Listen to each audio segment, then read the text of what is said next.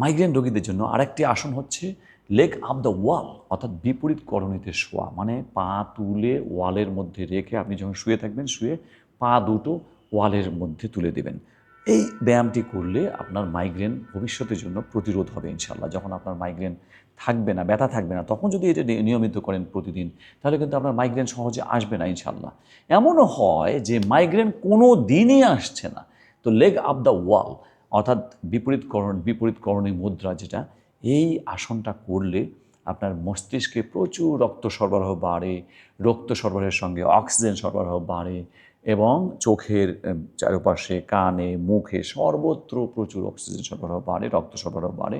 ফলে ভবিষ্যতে সহজে কিন্তু মাইগ্রেন হতে পারে না। আরেকটা ইন্টারেস্টিং ঘটনা ঘটে, সেটা হচ্ছে ভ্যাজোডাইলেটেশন ঘটে, অর্থাৎ যে রক্তনালীগুলো আপনার মাইগ্রেনের জন্য দায়ী, সেই রক্তনালীগুলোর স্থিতিস্থাপকতা বাড়ে, রিল্যাক্সেশন হয়, ফলে মাইগ্রেন অ্যাটাক আর সহজে হতে পারে।